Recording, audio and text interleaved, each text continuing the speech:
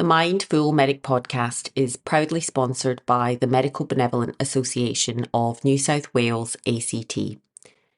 The MBA is an independent charity that has been supporting doctors in New South Wales and the ACT since 1896. They provide specialised counselling, information, referral and financial assistance to doctors and their families during times of adversity or hardship.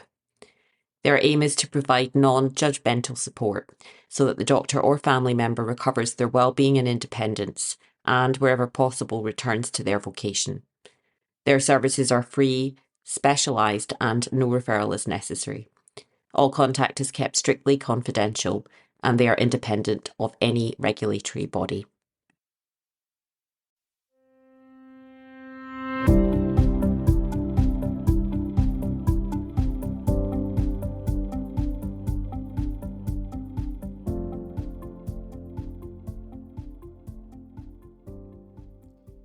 Hello and a warm welcome back to the Mindful Medic podcast. I'm your host, Cheryl Martin.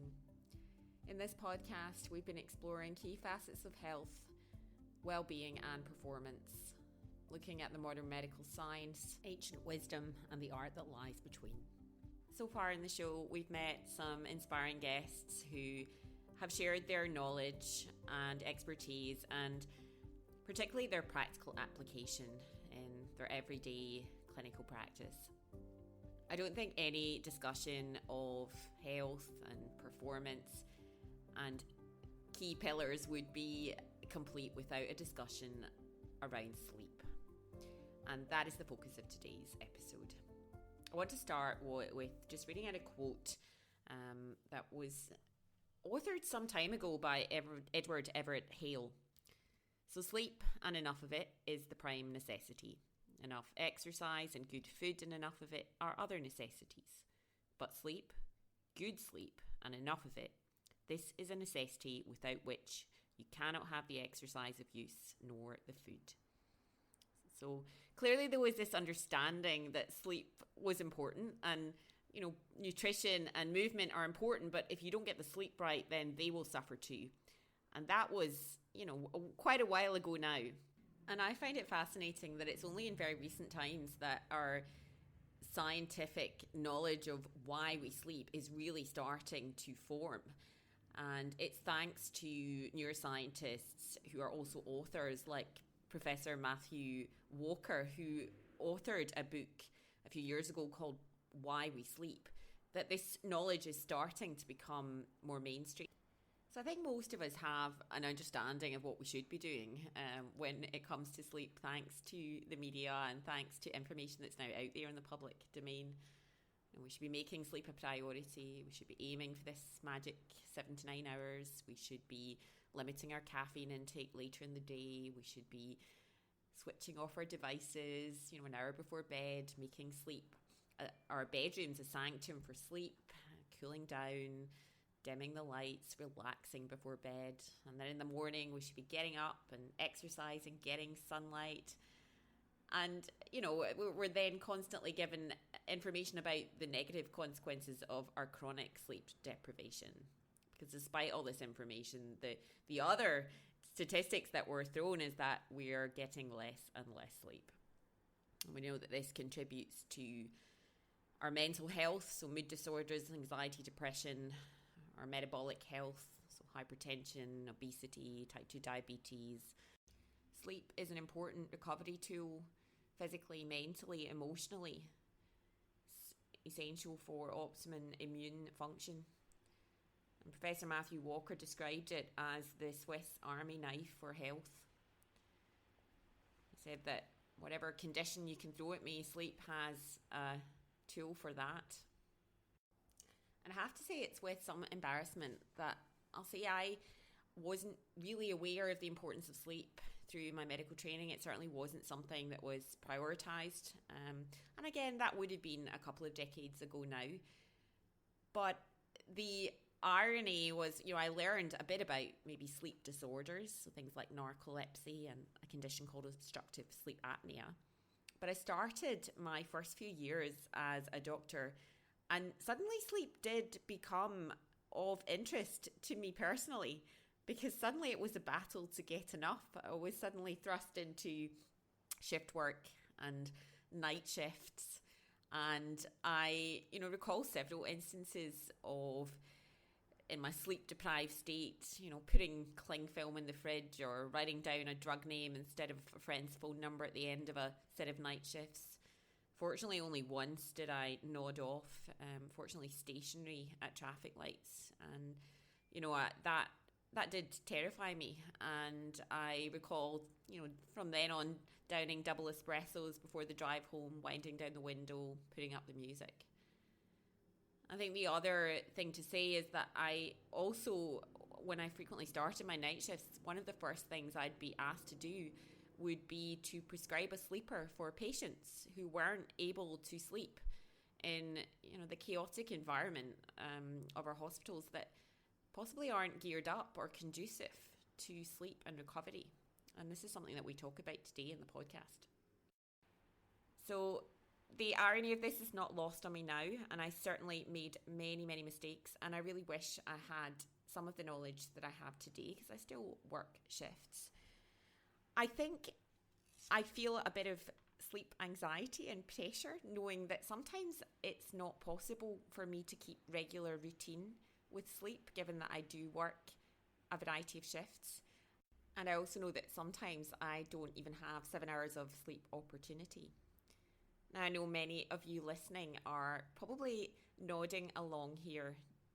If you also work shifts, if you're parents with young children, if you are athletes and, to fit in your training that requires you to get up early or to train late in the day. We all know that all of these things have the potential to compromise our sleep, but we do want to optimize our daytime recovery, and we want to do the right thing for our health. So I certainly feel this anxiety, knowing that this is what I should be doing, but I'm not really able to do it.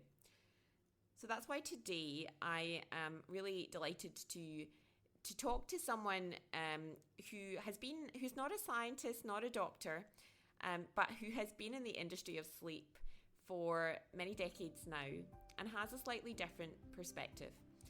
I read his book Sleep a few years ago, and Mr Nick Littlehales is a self-titled elite sleep coach. He works with athletes, professionals, busy parents, and he has done so for a number of years now. And his raison d'etre is to educate us all and to empower us to take control of our own sleep and ultimately, hopefully, improve our health, our well-being, and our performance. And the story of how he found himself where he is today, I find fascinating.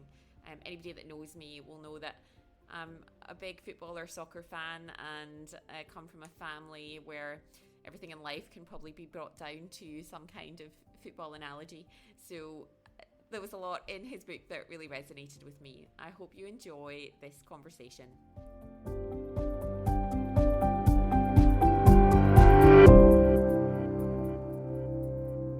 Whoever I talked to, whether it was professors in sleep or clinicians or academics or the general public or colleagues and friends, everybody just took sleep for granted. It wasn't a performance criteria. The fact that it was important to us was a bit irrelevant because we just ignored it. And I just found that whole thing sort of a bit fascinating. So I don't know whether I was inspired. Thank you so much for joining me, Nick. It's an absolute pleasure to have you on the podcast. I first heard you speak a number of years ago now on another podcast, Dr. Rangan Chatterjee's podcast, the lifestyle medicine physician in the UK, and I subsequently read your book Sleep. I know that I found the story behind your journey to becoming a self-titled elite sports sleep coach fascinating. I know that you had a role as an international sleep consultant for a prominent bedding company and subsequently had a representative role in the UK Sleep Council. So clearly the topic of sleep has been important throughout your professional career, but I'm really intrigued about the shift of focus a few decades ago. I'd love you to tell listeners about what inspired this shift, and I think we'll see how many soccer analogies we can get into this podcast. you pointed out, I sort of, you know, I loved sort of sport as a teenager, like a lot of people do. I tried to get into it professionally, spent a little time in that, fell into bringing up a young family, tried to pay the way. That ended up me being a sales and marketing director for a large comfort group called Slumberland in those days. Um, that meant I sort of traveled around the world looking at all aspects around sleep, although we made products. So I worked with a lot of clinicians and did research and all sorts of things. And as you pointed out, there was no such thing as a sleep council or any sort of organizational body. So the few other collaborative partners, we put that together, which I was a chairman of for a period of time. And I think, all along the route, Cheryl, it was whoever I talked to, whether it was professors in sleep or clinicians or academics or the general public or colleagues and friends, everybody just took sleep for granted. It wasn't a performance criteria. The fact that it was important to us was a bit irrelevant because we just ignored it. And I just found that whole thing sort of a bit fascinating. So I don't know whether I was inspired, but I sort of got to a particular point and thought I need to go off and do something else. Because whilst I'd done a lot of things and had quite a bit of impact on the industry, the sort of things that I'd seen and learnt were just not impacting enough on everybody else. So I was going to leave my job. I was in my 12-month contract to leave my particular role as a director.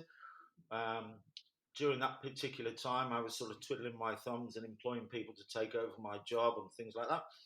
And I just so happened my UK office was in Oldham, Manchester, in the UK, in the northwest, and we had a local football club called Oldham Athletic, and they knocked on my door one day and asked me if I'd give them some money to sponsor their shirts because they were a bit struck for cash, and we were a big employer in the area.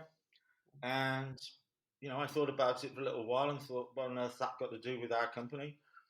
How would that benefit us in the slightest? But I did know that most of the workforce in the factory were, supporters of the local football team. So I thought it might be nice for them to see their company they work for on the front of their favourite club's shirts. And this was a long time ago, Cheryl, sort of late 90s. And it just created a bit of fuss because there was a bedding company's name on the front of a football shirt. And so I got invited to one or two little events because I was the guy who wrote out the check in those days. And that just happened to, I bumped into another local football club called Manchester United. And so sort of conversations started to happen. At that particular time, Manchester United, a very high-profile club, was managed by Alex Ferguson, Sir Alex Ferguson now. And it was a little breeding ground of players in that particular area, part of the team at the time. And he just, we had a conversation. I sort of threw out there just trying to entertain him, sort of thing. A few little things about, sleep and recovery and stuff. And he went away to the club and asked everybody else, do we do anything in this area at all? And they all said no. There was a particular physio who was very open-minded and had a problem with a particular player physically. Mm-hmm. So initially, he just asked to see me. We had a chat. I was able to sort of use my expertise in sort of the product side and sleep to check something out with this player. We made a few little changes to what they were sleeping on. That started to develop some improvements, so the conversation started to develop even further. And whilst they are sleepers, just like every human being, they were not in the sleep industry. So pretty much, if I said something or made an observation, they would take it on board. But I think if it was any other sporting organisation or club anywhere at all, apart from Manchester United and the manager, Alex Ferguson, I don't think even that conversation would have even started. It's just a sort of midlife crisis moment I was going off to do something else. I'd got 12 months in front of me, so nobody really was interested in what I was doing, other than still representing the company. So when I mentioned we're going to sponsor the local football club shirts, they just went, well, right, fine. If it helps the workforce and keeps them, that's okay. But we're not really interested in it. We're not going to sell any more beds. Then when I started having conversations with Manchester United, although they're a massive football club, they had no interest for the organisation I work for because they were just interested in product. So as I sort of fell into that, like you pointed out, not only was it sort of Alex Ferguson who was setting standards at that time that we know about now, there was an interesting set of players called the Class of '92, pretty much UK born and bred, who just did anything he suggested they do. And in and around there was little sort of embers of change. There was another manager called Sam Allardyce, who was at Bolton, and they were starting to be a little bit more open-minded. So like you say, it's starting to look at other areas rather than just get on the football field, do your talent, and then go home and play snooker or golf and come back tomorrow. They were trying to look at other areas of performance. So there's just little signs, maybe a bit more data collection, maybe little things. And as that started to develop, there were certain players. Ryan Giggs would be a standout. And it was sort of like, so it's one of those sort of things. It's like, I'm talking to the physios and we're doing stuff and everything else. And then they're just, I'm spotting things. And they said, well, you come in the players' lounge and just be there for the afternoon. And we'll encourage the players to come and talk to you, Nick. And the only person who did was Ryan Giggs. And, even then he was kind of he didn't necessarily know what to do or what's the best thing to do, but he's very open-minded. So maybe yoga, maybe Pilates. I don't think we invented Pilates back then, but it was kind of that sort of process started to happen. And then it's sort of because other things started to come in and people looking at different areas, that sort of continued my career. So it was just a lot of those players played for the national squad, England. They went off to a World Cup in northern France in '98 and started to talk about this guy who comes in and talks to them about stuff. So the guys at the national squad sort of contacted me and say, are you this guy they're talking about? And I said, yes. The guy who got in touch was the physio for the England squad, was a guy called Gary Lewin, but he was also the physio for Arsenal Football Club. And he asked me to come into the club to talk to all the players. And at that same time, when you think about these little changes you mentioned, a new manager had arrived at Arsenal Football Club called Arsene Wenger. And he had a completely different approach, right? A completely different approach to human performance and athletes and footballers. So the door was open to me because he was open-minded like Alex Ferguson to, well, we know nothing about this, so why not? But the bit that switched it was that whilst the Manchester United squad was very much dominated by UK born and bred players, the Arsenal squad was completely different. And we had so many different cultures in that room. And that's when, suddenly I, woke up one morning, and because it was all about newspapers in those days, and the media just picked up on the fact that, some guy was talking to these elite players about sleep, and it was all done with tongue in cheek, like he's tucking them in and reading bedtime stories and stuff like that, those pampered players. But it's sort of, what they did is just take the word coach and take the word sleep and just say, Manchester United and Arsenal have got a sleep coach. And I realised that was me. So I just thought, well, I'll see if I'm going to be talking to all these players and advising them, I better work out how I'm going to do that.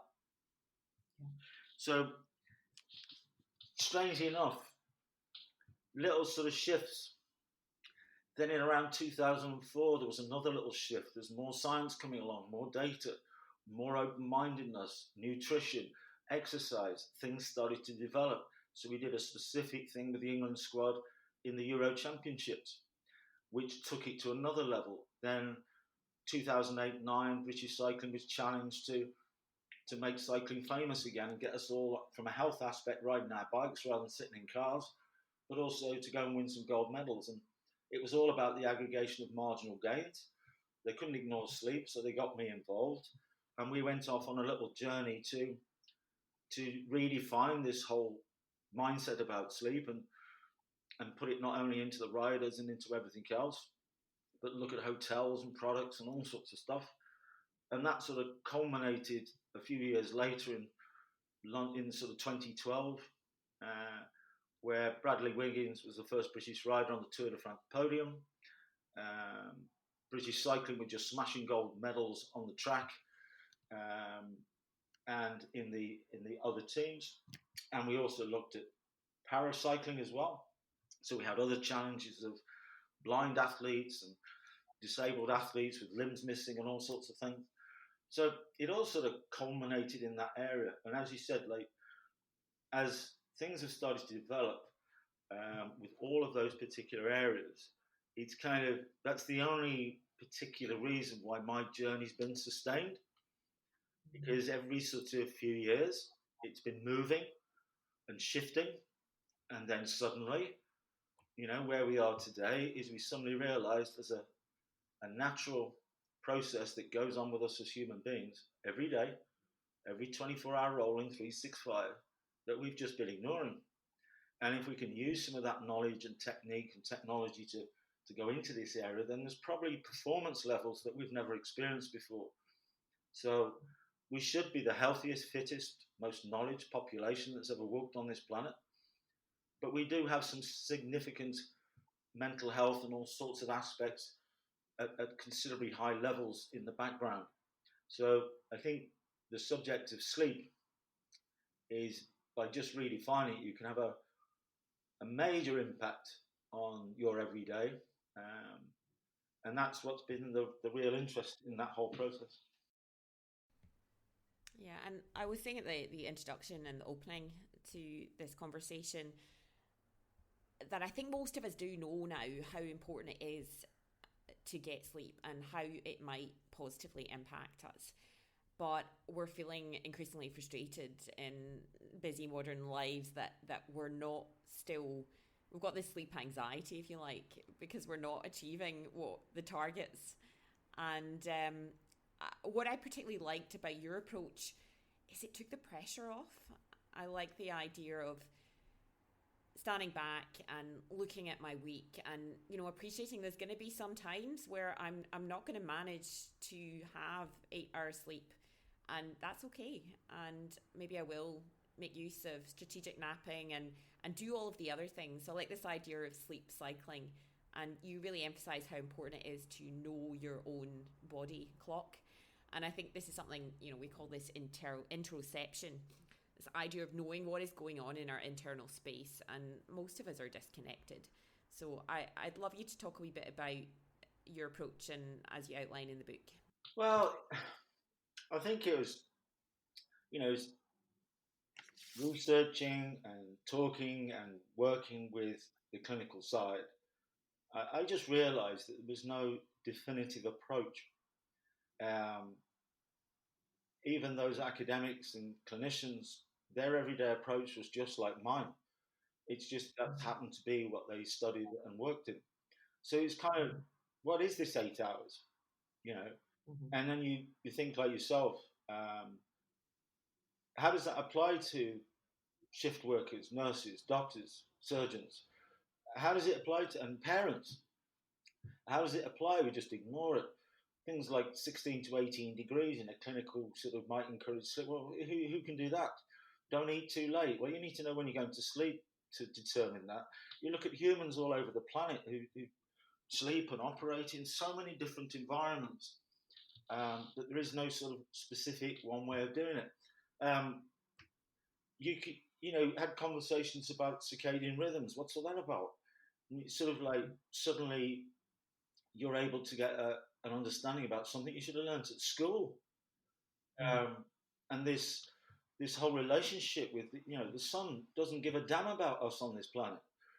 Whatever behavior we adopt, it just it's got no relationship to it. What it does is create a process for all living things on this planet to operate, and we are synchronized to it.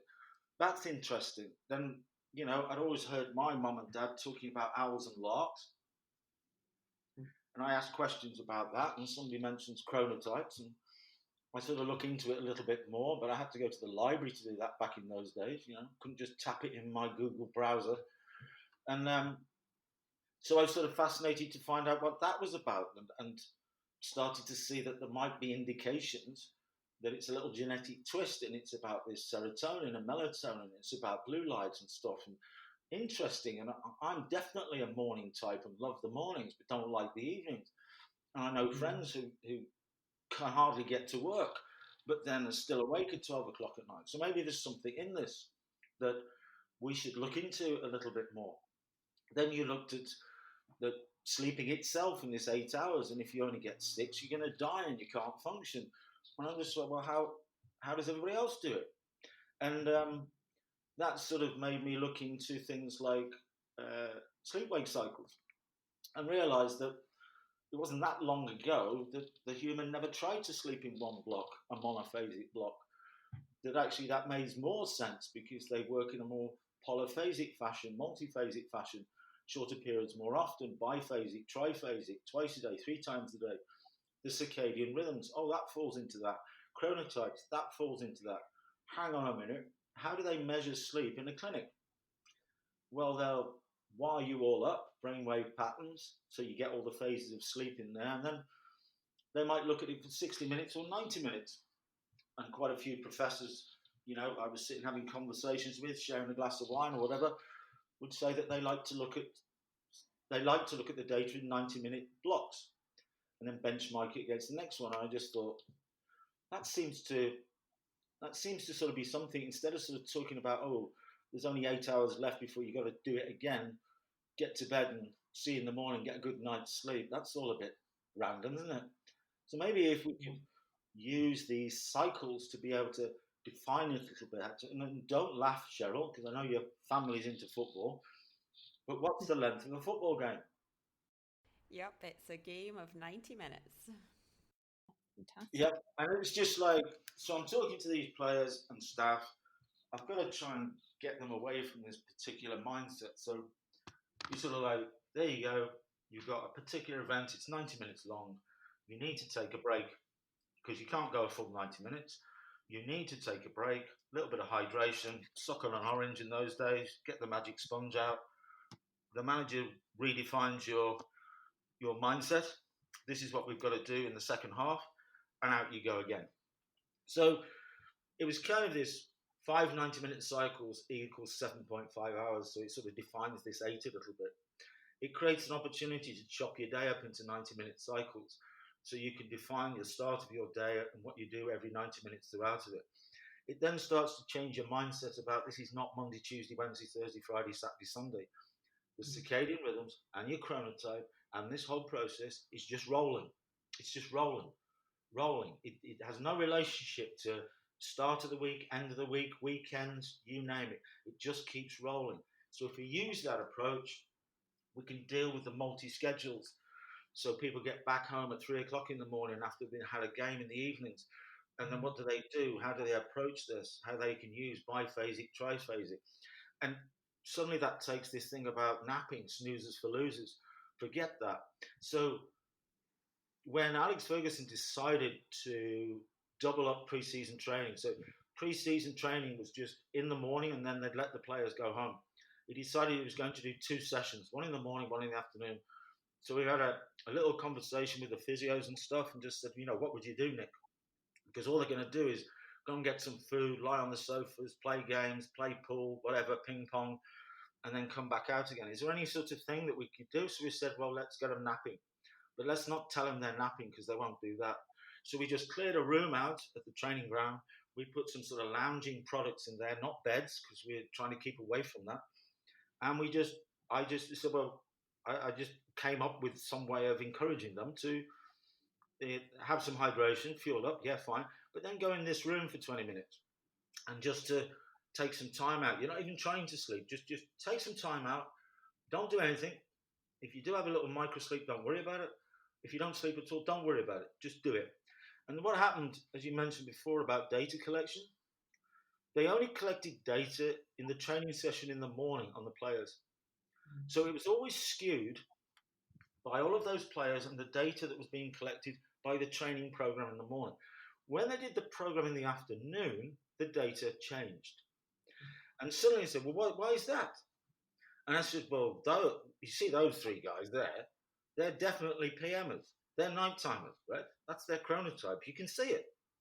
So maybe the data in the morning that's being collected is slightly different to the stuff outside. So suddenly then you've got a picture of a team that when they're doing certain things at certain times of the day, the data was telling us something was changing. So whereas some players might be identified as being not good enough to get off the bench, because they got afternoon data, the coach's perception changed. So when you then started to see, 2 or 3 games a week and games kicking off at 12:30 and 3 o'clock and 5:30 and 7:45 and traveling around and doing all sorts of things and media, it became the only way you could get from A to B is to try and use this different approach. So that's where the sort of technique came together of R90, which is recovery in 90-minute cycles. Then you were able to get a balanced approach to activity, recovery activity, which is not doing nothing, and full-on recovery. So it's about getting a nice balance in that rolling 24 with this whole process of bringing it together. Then we would look at the environments that we choose or have to sleep in, and hotels and homes and apartments and players who come from different parts of the world with different cultures and all sorts of things. And you're able to sort of, what are the key factors about any environment? And you go back to this circadian rhythm process again. It's about familiarization. We used to sleep outside all the time. So there's certain things that trigger security for the brain because the brain's in control when you're going to sleep. Not you are not in control of it. Your brain's took over now. So maybe sleep is always about what we do from the point of wake and throughout the wake period, and to use this knowledge to redefine the approach to improve quality and more sustainable levels and consistent levels of recovery. And more importantly, take the worry factor away of I'm not sleeping or I need to sleep or I force myself to sleep or I'm trying to sleep. All of those factors are completely counterproductive to actually being able to reveal sleep and its deeper sleep stages. And then products, what you choose to sleep on. You just think, well, why are you making your bedroom so fancy with fancy products and all this sort of stuff? And then you go to a hotel that hasn't got any of that and it's not set up for you. So you've got this counterproductive thing going on. You're trying to do this in your home, but then when you actually go to a major event, like we mentioned, the Tour de France, you're in somebody else's hotel. In that room, there could have been somebody else there before you. And the crazy thing about that whole process, is in the aggregation of marginal gains and all of that sort of stuff, we're actually saying that hotel room has got products in there and stuff like that was designed for anybody. We don't know who was in there the night before. So we're on a tournament for the next 3 weeks. So maybe in a week and a half's time, the virus that was left in that bedroom will come out into the player and they won't be able to finish the Tour de France. So let's start learning how to wash our hands. Crazy world we're in now, but we were teaching cyclists how to wash their hands properly. We were going into hotel rooms and cleaning all the surfaces down and high volume vacuum cleaners handheld to get all the dust and everything else out of there. Look at blacking out the blinds with, tape and bin liners and then we even ended up taking our own bedding kits. Yeah, so tell me a bit about the personalised sleep kits for the athletes that you designed. The sort of thing it was like along the route, what sort of happened was, while it was a bit sort of ad hoc, maybe that might work, maybe this might work, it started to create a little bit of a formula, a bit of a technique. And The R90 technique, its principle is 90-minute cycles to get that balance. But there's sort of 7 key recovery areas for me, and it's been along that journey that they built up, and they are in order. So number 1 is circadian rhythms. Just tap it in your browser. You don't have to be a scientist, but the more relationship you have with this process as you and your brain, the better things will be. Your chronotype, just work with it, spot it in other people who influences your life and everything else, and just see if you can manage your day a little bit better. You can't change things, but you're going to be doing something at a particular time where you might be not designed to be like that. How do you keep that whole thing going? Then you are able to put that into a little 90-minute cycle rolling 24/7 and stop worrying about Monday, Tuesday, Wednesday, Thursday, Friday, Saturday, and start thinking about 35 cycles in a week. How are they going to reveal themselves for me? 28 90-minute cycles back to back nocturnally, or maybe balanced by little shorter periods, 30 minutes like the nap, 30% of 90, about different things, and using those little moments, like you mentioned before. I sort of went, if you can fall asleep behind a wheel of a car on a motorway or autobahn at 70 mile an hour, that's not a great choice, is it? So it shows you that the brain will do this for you. All you've got to do is work with it a little bit more, a little better. And if you have a nice relationship with your brain and all your bodily functions and the things that makes it trigger circadian rhythms, chronotype, rhythm, pattern, harmony, cycles, da da da. If you think about recovery is things that you're doing almost every 90 minutes of the day. If you point your brain at something for an hour or so that's all about hectic problems, like in your world, you're in hospitals and things like that, and there's all sorts of things going on and everything else, then that's what your brain is processing. If you just point your brain at something else for a couple of minutes, it'll process that. So you sort of have this relationship with your brain of like, if I'm sort of making me do this for a bit, I've got to do this for a bit for my brain. If I'm doing that, then I need a little bit like that for my brain. And if I do that, then when I want to go to sleep, it'll just take over, smash it for me, and I'll just crack on again. And so the whole thing about, you get to then the environment and just go, we've got homes and they're all different. Could be a little tiny little 1-bed flat in a city, or a countryside sprawl, or you're living in Finland, or you're living in southern northern hemisphere in hot or cold climates, different circadian rhythms, different time zones, all that sort of stuff. Is the reality is that just certain little things that triggers your ability with your brain to go into a sleep state, whatever environment you're in. And as long as you know those little triggers, then you can sleep anywhere. And that's why we do. And it was that little thing that sort of changes somebody's mindset to what are the key factors. So one little thing, you're always trying to talk to people is like, if you normally with a home that we purchase or rent, there is a kitchen. It's not called a fridge room or a cooker room. It's called a kitchen. It's where something functions inside of that room. We create food, we cook food, we store food. We have a lounge. It's not called a sofa room or a TV room.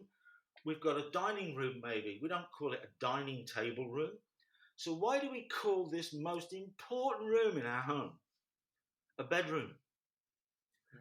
We're not calling it a sleeping room with things in there that we do to create sleep. So we immediately focuses on the bed. And so it's just these little tiny, the aggregation of marginal gains, these little 1%ers here, there, and everywhere. Just stop calling it a bedroom tomorrow. It's a sleeping room. What are you going to put in there that is all about you as a human being being able to go into a sleep state and give your brain the best opportunity to give you what it wants, because you're not in control of it. So it's like these 7 little steps. And I know you've read the book, and it was just along that little journey is if you just make some little steps in those particular areas, and you can make some little adjustments, all practical and achievable, then what I've experienced is people use the word like it's a paradigm shift in my approach.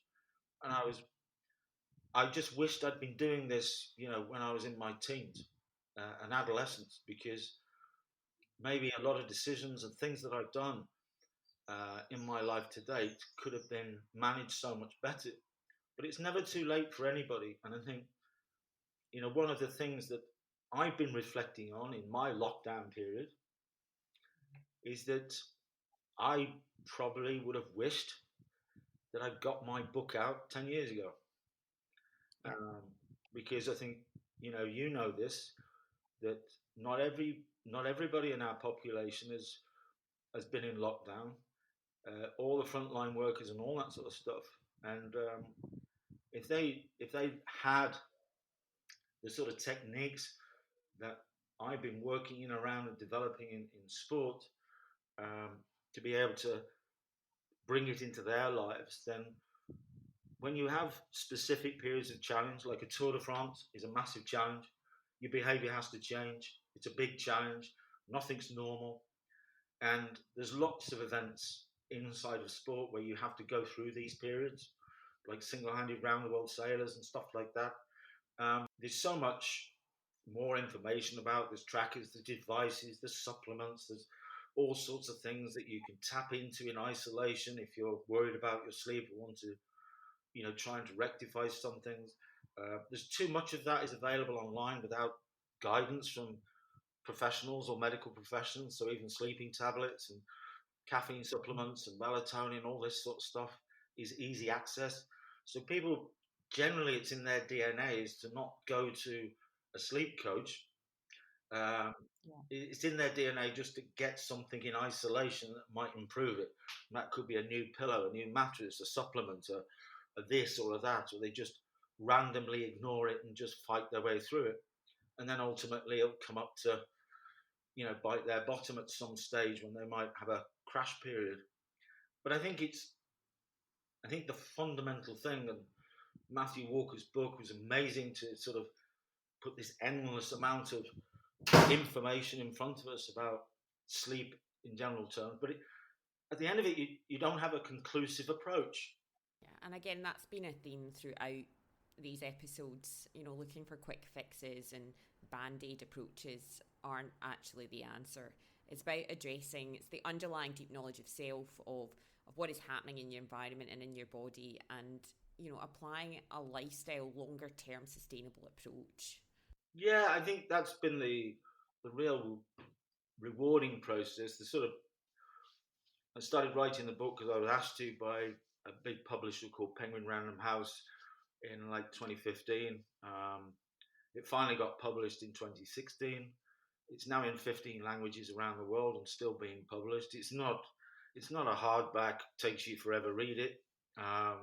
It's a fairly easy read, but I think a lot of people read it, and a lot of people I coach, they sort of go, I kind of thought I knew all of this, Nick, but I don't do anything about it because I don't sort of have the confidence to sort of say, well, that's a good thing to do or that isn't a good thing to do. I just sort of make it up as I'm going along. But what I now understand is the bits about my everyday approach that I should stick at and how important they are.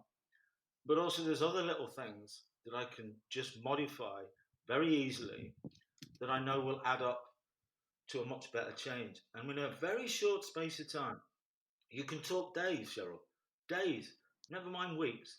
Suddenly they'll just turn around and go, energy levels, mood, motivation, decision making, appetite, hydration, social activities, performance activities, everything sort of, it's almost like they've been in a shadow and they didn't realize that they'd got into that shadow. And it's suddenly you've just, switch the lights on and off they go. And so from that particular point, if you are going to make a decision to bring something into your life, whether it's buy a new mattress, buy a pillow, buy a home, do this, do that, create a training program, take on a new sport, have children. When all these sort of little challenges in your life come along, you know exactly what to do. So they have less impact on you. And if something just changes in your day, halfway through it, out of your control, it just changes. What do? Worry about it? Well, I'm not going to get my 8 hours tonight. I'm not going to do this, not going to sleep. You just forget about it. And you just go, I'm just going to do that and that and that. I'm fine. Right? So I think it's that thing that worrying about sleep is its biggest disruptor. Once you've got a little bit of knowledge and awareness, not too much, don't have to get too scientific on it, then you stop worrying about it. And when you stop worrying about it, you wake up in the morning and go, I didn't sleep well, don't care. I got in at 2 o'clock in the morning and I was only able to get like an hour's sleep, don't care. I woke up at 2 o'clock in the morning, felt wide awake, don't care, because I know it's natural. Deep sleep stages come between 10 and 2 in the morning, not after that, so don't even try. Keeping a consistent wake time, that sounded really horrible. When I get a day off, I like to sleep in and everything else, but waste the only day you work for? Don't waste your day off. Get up at the same time and have a great day. There's no such thing about Mondays are rubbish. It's because you go Monday to Friday and then you change your behaviour Saturday to Sunday, and then that's why Mondays are bad. There's no such thing as bad Mondays or good Wednesdays or Saturdays or Sundays. It's just take advantage of every day. And I think certainly from your world, which I'd like to hear how you've been coping with it, and then suddenly you wake up one morning and we've got a pandemic of virus hits us. And you just go, wow, change, challenge, behaviour. Oh my God, the future, income, finance, jobs, relationships, parents, people dying. Oh my God, this is really going on, isn't it? Yeah, I'm glad that you brought up sleep in the pandemic.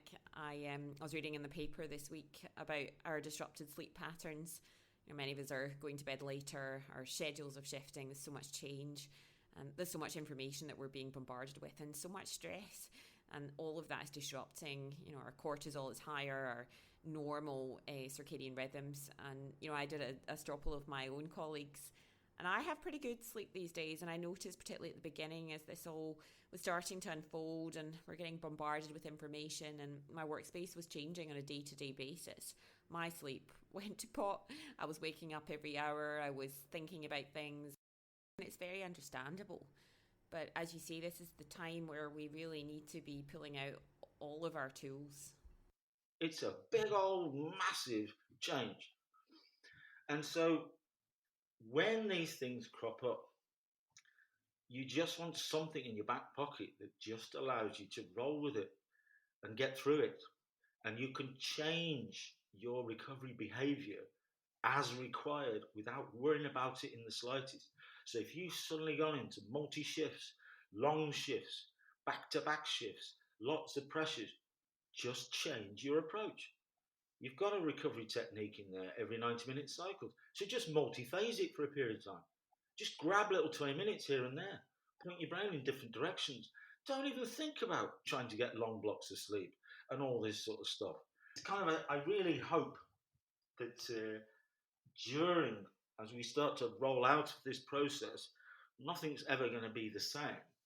But I really hope that more organisations, particularly in the health sector, because a couple of years ago, Cheryl, I was coaching graduate surgeons in Knoxville, USA, because their suicide levels were going up. Yeah. And because graduate surgeons on a 7-year plan, they've just been educating themselves forever. They're in their mid-20s and they're still working, They're still surgeons, they're still working, they're still studying, 120, 40 hours a week, But they even had a sleep clinic inside the university, but they never cross-pollinated.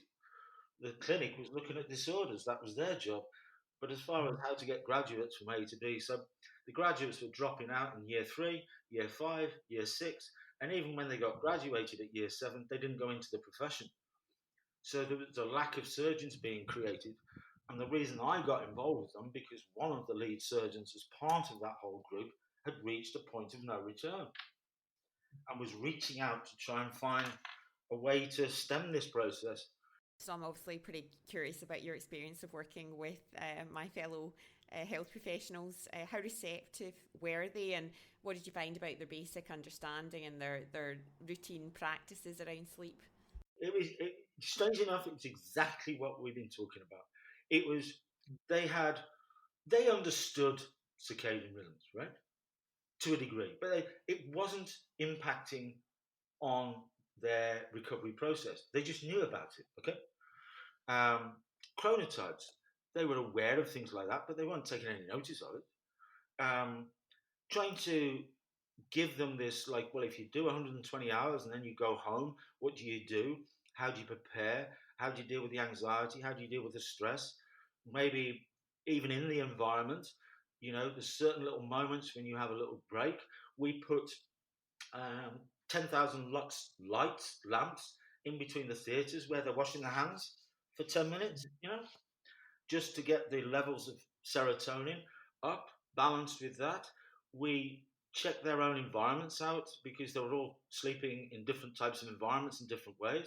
And there was just little crazy things that this is what they would do. And some of them were taking such high levels of caffeine, it was off the charts, but nobody was checking it. Nobody cared. I think the point is that as a group, we just sort of said that, yes, everybody's successful. But I tell you what, that particular surgeon, they will be at their best in the morning because they're chronotype. And if they're off their charts on caffeine, they may get through that particular surgical process. But there's more opportunity for mistakes. There's more opportunity for that surgery to go on longer than it should.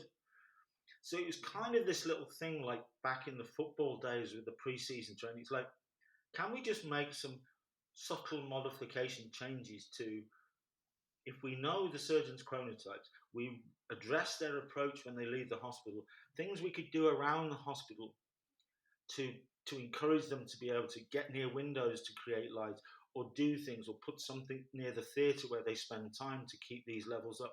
So it's all about little bits of education and pulling it all together that suddenly started to see that maybe the hospital would be protected, because then they started to use this knowledge not only into when does one surgeon do a certain particular set of surgery because they're an AM or PMer, or how you can protect them going into it. You can see certain changes in their behavior, and they start saying, well, I was on 1,000 milligrams of caffeine before lunchtime. Now I've got that down to like 200, more spread and more balanced. Right down to crazy little things that one of the surgeons had a massive St. Bernard dog that was his best friend, and they slept together in the bed. And we had this picture given to me, sent to me on my phone.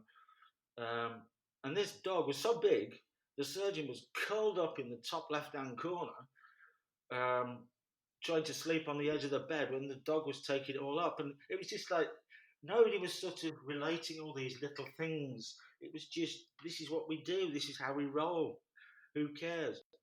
But then, it's a long old answer, Cheryl, but then what happened is they started to take that knowledge and take it onto the wards and start to talk to the patients. Thank you so much for sharing this experience. I mean, I think this is gold. This is a group who are forward thinking, applying the science, thinking about not only the well-being of their staff, but also how they can help them to optimise their own performance. And that is important because at the end of the day, it matters for patient care and patient safety. And then to bring that out then to the environment, not only where you're treating and training and working, but also to the patients. I mean, I've only very recently started to think about taking sleep histories and giving some sleep education with patients. And, hospitals are not conducive to rest and recovery for a myriad of reasons.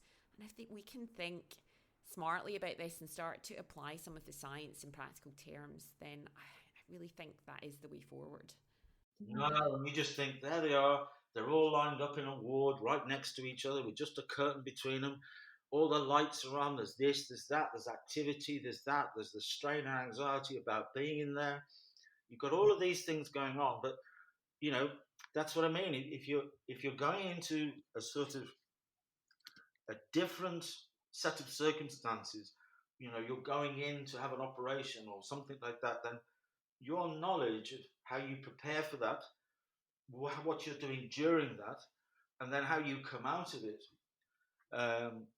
could really reduce the whole recovery time significantly. And mistakes, obviously, as you know, and particularly in the US, can be very serious, um, for not only the surgeon but also the hospital and the profession. So I think it was just a really nice process of, rather than coming in and collecting data on, how long they sleep for and how much deep sleep they get and everything else. The initial thing was just to start the process of education and awareness and just pass that on into as many places as possible, and suddenly start getting the sleep clinic to be more involved with the hospital. I think the key thing from the instigator of the process, he realised that he needed to be coachable. It couldn't Yeah. just keep doing this stuff anymore. It couldn't just be following the more, the mainstream part of the profession, which we've always done it like this, so there's no need to change. But that was losing sight of the fact of social media, 24/7, social behaviour, and all that sort of stuff. If we're going to come out of this particular thing, one of the things, and I was talking to him again last week, please just don't go back to normal. You know, there's always pay the nurses the right wages, give them the right stuff. Make the health profession as robust as you possibly can, and every opportunity you get. I mean, you've just built 15 hospitals in the UK in a matter of months. Okay, months. You just built them because of the pressures of COVID patients. Will you please use circadian lighting? Will you please try to see about social distancing? Because if you can give these people a bit of space, a bit more privacy, if you can, control their light exposure, if you can give them knowledge, if you can prepare them before they come in for their operation, if you can educate your community about recovery and sleeping, then maybe the patients will come in better prepared. Maybe your staff will be able to deal with them quicker, faster, and more productively. Maybe they'll go away and not end up coming back again so quickly. Maybe you can do all of these little things because this virus has just shown you. Yeah, there you go. There's the rant. I'll shut up now. Thank you. I think it was a superb rant. I'm also aware, though, that you're preaching to the converted in me, but you're certainly inspiring me to have more of an advocacy role in my own environment. I also think that we need to employ someone like you in my workspace to help educate staff, patients, and all these little things that we could be doing to improve our health, well-being, recovery, performance. I know we've got the science to prove this. The time is ripe. I really want to thank you for being so generous with your time. I'm conscious that we didn't get time to go through all of the 7 steps, and I will give links to your website and your ebook, and obviously the book Sleep itself in the show notes. Was there anything else that you wanted to add about the sleep recovery process that you speak about in your book, and maybe where the most important aspects lie? It's about this little journey through these 7 areas. So what you realise is that pre-sleep is too late. Yeah. So trying to rectify things that you've been doing since the point of break, which could be counterproductive to your recovery, trying to put those right in the last hour or something before you go to sleep, you should be helping your brain from the point of wake. So I focus on just some of the key things. And your post-sleep period, from a consistent wake time, needs to give you as much of an unrushed approach to your day as possible. So even if you have to get up a bit earlier, to set your consistent wake time, is because the most important thing is when you wake up is to ignore how you feel or how you've slept. Forget it, it's gone. Start your day. And the big thing is blue light, daylight, 10,000 lux, is to really stimulate the hormone serotonin from the pineal gland to tell your brain to unsuppress everything, to get appetite, bowel and bladder, little mental challenges, little bit of exercise, and just give your brain and your body an opportunity to come back to life. and then start your day. Little distracted breaks every 90 minutes, like we pointed out before. It's not doing nothing. Just point your brain in a different direction. Give it a little moment. It loves it. It'll help as you go through. Maybe you drop a little 30-minute cycling early evening. It's always like, for a long period of my time on this planet, there was loads of recovery breaks. Loads of them. They weren't planned for. It's just in between certain things, you couldn't do anything, right? So those are being stripped away. So all we're trying to do is just bring them back into our everyday process and not see them as a catching up or a failure to sleep or you're too tired or everything else. It's just this lovely rhythm and pattern and harmony, synchronization, sunrise, midday, sunset, diminished light, dark light, pattern and rhythm, melatonin, serotonin, all of this sort of harmony about this rolling process. That's what gets you success in recovery.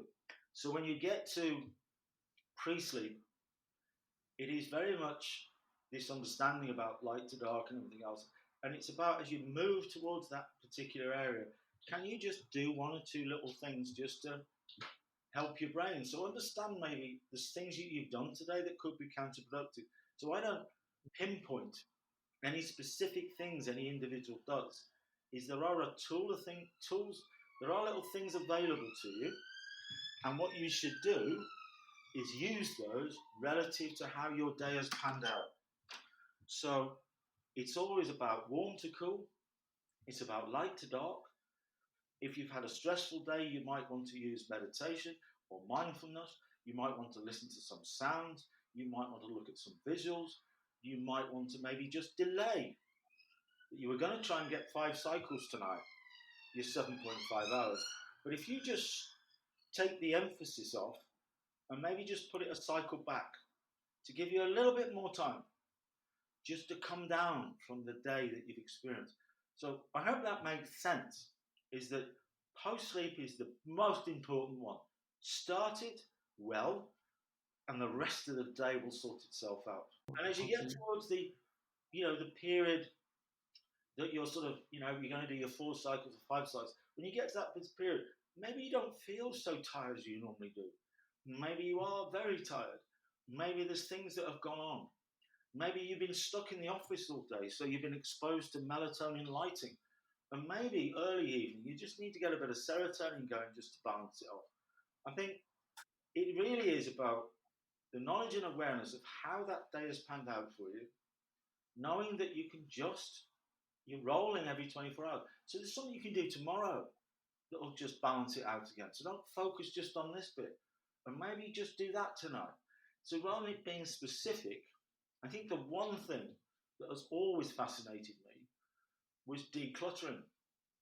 And, I read things about decluttering can get you into deep sleep up to 60% more than not. And I'm going, how does that work? What's that all about?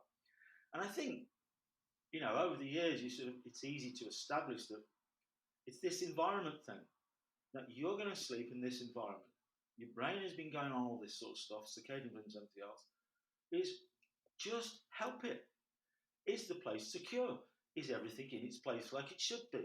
Have you got that over there? Have you got that there? Have you made a little plan for tomorrow? Is the bed okay? Should you put some fresh linen on just to freshen it up? Should you do this? Should you do that? It's all of those little factors that come together that just goes, when we used to sleep outside all the time, you wouldn't just curl up anywhere, right? You'd find somewhere that was as secure as possible because you're sleeping outside. You'd curl up on the opposite side to your dominant side because that leaves your strong side to protect yourself. You would protect your heart and genitals in that lovely fetal position with your dominant side available to protect yourself from anybody who might come near you because you're not protected by any walls or anything else. And you'd probably sleep in shorter periods because sleeping for long periods makes it more difficult. And if you sleep between 10 and 2, then that's when the deeper sleep stages normally get revealed, not between 2 and 6. So suddenly, this whole business of post-sleep, pre-sleep, and your balance of all this suddenly starts to make so much more sense.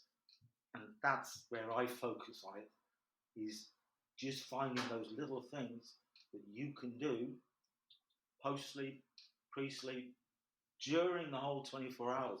So pre-sleep for me is when you wake up in the morning. What are you going to do now before you go to sleep again? Do you have any final thoughts on the state of play of our sleep revolution in recent years, and where you would like to see us move in the years ahead?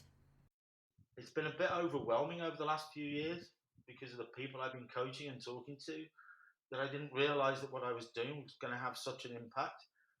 That is overwhelming in its sense. But I think what needs to happen now is that the more people who can listen to conversations like this to realize that this is not a major problem here. You can change it very, very quickly. And it is that important. And the more people who read my book, for example, like you have, and then take that knowledge to then start redefining your approach, the organizations you work for, and anybody else you can influence. Because that's really what the nice thing about the modern world is. You can share your experiences. There's nothing scientific about this stuff, is it, Cheryl? Anybody can jump into this and get a better understanding and do something. So the more you share it, the more you try and influence in your career, the organizations around you to change their approach, then that's the win-win, isn't it? It's just stop taking it for granted. Don't treat it as a non-performance criteria, because you can see, for a fact that mental health and well-being is off the charts. So I've been finishing these episodes by asking what health and self-care means to you, and how you use your tools to bolster yourself in moments of challenge. I think being able to put things in perspective, being able to put things in the right context, to be able to understand that I'm not in control, that as much as I can control the things that are manageable around me, that's as best I can do. Being happy, being content. I think a lot of these things all come together because if I'm less anxious, less stressed, can be a little bit more, put things in context, they tend to have less impact on me. I think creating space for yourself is extremely rewarding, and really healthy. It's just these little moments in time, as we've been talking about. It's just like me and Cheryl in the hospital, been a flipping hectic morning and everything else, and I just grab your hand, Cheryl. We nip outside, sit by the river, sit by the coast, sit on the bench, and within a few minutes' time, life's not that bad. And that's just what's outside. So it's kind of, I think it's just getting to a place where you just feel happier with your little lot and realize that there's lots of other things going on that are really not so that important as you make them. You have just been listening to Mr. Nick Littlehales. I'll put a link in the show notes to Nick's website, his other social media platforms where you can access his book. And he's recently published a free ebook that goes through in a bit of detail the 7 key recovery indicators of sleep that he has spoken about. If you're interested in a more in-depth exploration of the science of sleep, then I really encourage you to read Professor Matthew Walker's book, Why We Sleep. And I'll also put a reference to that at the end of the show. At the end of the day, what I particularly like about Nick's approach is that it is informed by science, but it allows us to meet ourselves where we are on a given day, and essentially gives us the tools to make positive changes to the way we approach our sleep and make it a habit. Thanks very much for listening. I look forward to joining you next time. And then suddenly, where we are today is we suddenly realised there's a natural process that goes on with us as human beings every day, every 24-hour rolling 365, that we've just been ignoring. And if we can use some of that knowledge and technique and technology to go into this area, then there's probably performance levels that we've never experienced before. So we should be the healthiest, fittest, most knowledge population that's ever walked on this planet. But we do have some significant mental health and all sorts of aspects at considerably high levels in the background. So I think the subject of sleep is, by just redefining it, you can have a major impact on your everyday, and that's what's been the real interest in that whole process.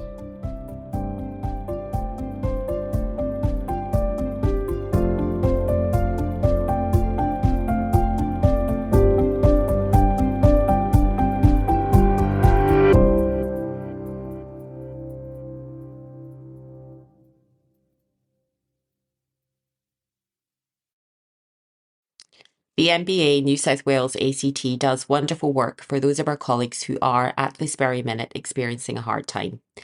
One way you can show you care about doctors' welfare is to go to their website, www.mbansw.org.au, and donate today. Knowing that their colleagues' care is a big part of these doctors' recovery, so please be part of the solution. All donations are tax deductible. If you can, please consider a monthly donation, as even small amounts collectively will allow them to plan their growth to support the increased demand.